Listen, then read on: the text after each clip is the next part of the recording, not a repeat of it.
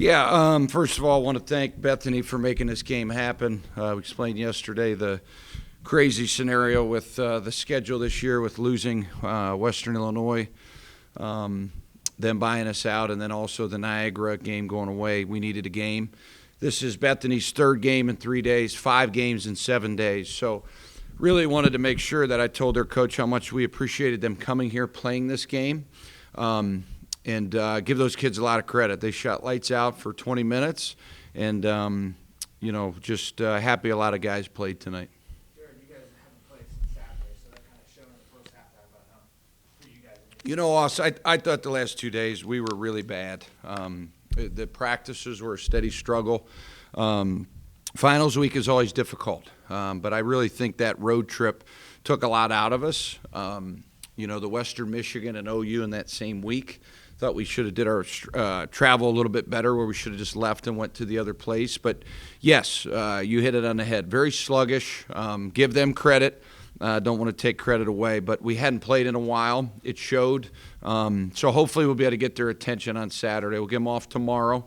Got West Mini coming here on Monday. I mean, we all know the local flavor and the tenacity of them and Coach Shiroki, and they've had great games in here. So as I told our new guys, understand, they're good. Westminster's good. They can pass, catch, shoot. They're well coached. And then you got Navy. So we got some work to do here the next 48 hours to get ready for these teams. But it was good to get all these guys on the floor. Obviously, both teams want to kind of get up and down the floor. They want to push the tempo. Obviously, Bethany is a team that likes to shoot a lot of threes and do that. Just what's it like kind of having to kind of adjust to that and go up against that? Well, at the same time, you guys want to do kind of something similar as well. Yeah, good question. We kind of told our guys that. This is not a Division III team that's going to come in here and not shoot the three and spray the ball ahead and play. And quite honestly, these games are really mismatches for the D1s because they have 4 or 5 guards on the floor at all times. We had 1.27 footers, or we're always 6'9" and 7 foot. So we're not used to seeing the small skilled guys that can pass, catch, shoot. So it seems like with our group, it always takes them 5 to 8 minutes to understand what we're talking about. From a skill standpoint of listen, they're going to shoot probably 30 to 43s tonight. There's no need to help and not get out and inch out on shooters.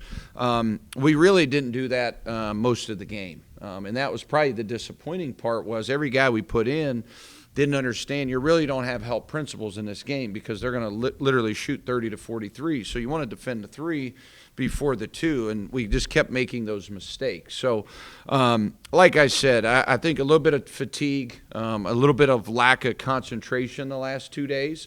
I told our guys it starts with the coaches. We've got to hold them a little bit more accountable the last 2 days. And the biggest thing is, to me, even me personally, I struggle when I'm not growing, right? So whether I'm not reading a good book, I'm not, my mind's not expanding, I'm not learning, I'm not growing, I have a hard time. That's when I get into my funks. And I didn't feel like the last 2 days our team really had any purpose of what we were doing at our practices. So I think you could see the frustration on my part. But also, my cousin is Cole Daly, number 21 there, and it's my uncle's son. And I told him before the game, go kick our butts, because honestly, we weren't ready to play. I pretty much could call it. That's how the first half was going to go. So sometimes these are good things in these types of games. Certainly, I didn't want him to do it too much because I wanted to win the game. But, I didn't want him to have the bragging rights either.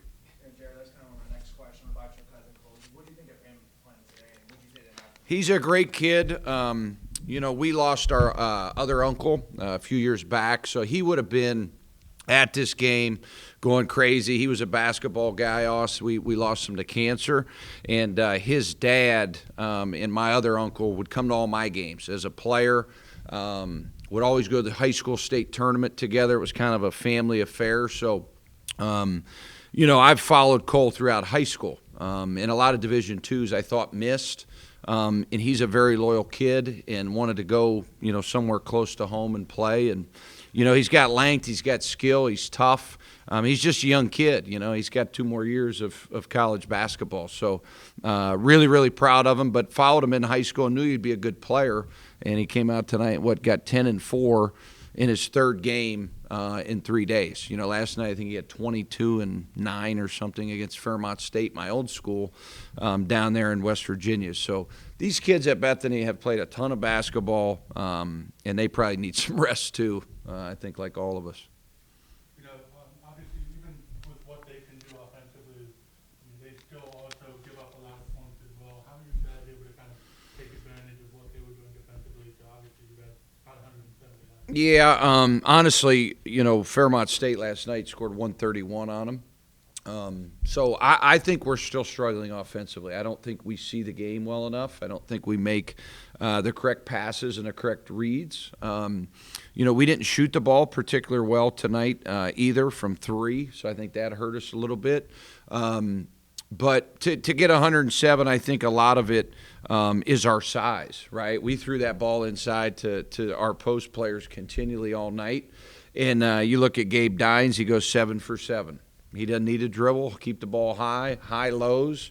Some of those other guys, John Lovelace, most of his were layups, right? He went for 22. So we knew what they would do. And this league, in our league, you'll see this year, a lot of zone. Oakland's going to play zone. Most of these teams in our league play zone. So I thought this game was good for us from that standpoint that we haven't seen a bunch of zone.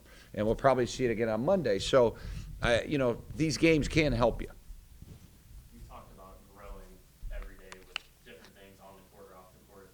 Course, you have a picture kind of painted in your head when you bring in all these different transfers.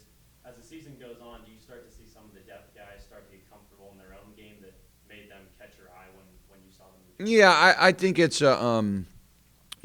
it's a game-to-game thing, right? Tonight, E.J. Farmer saw the ball go through Jalen Bates.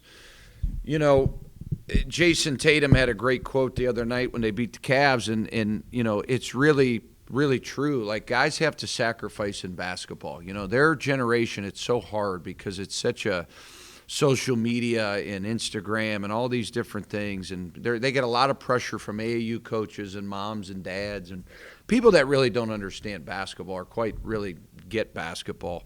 That's a whole nother story in itself. So they're getting a lot of pressure from a lot of different people.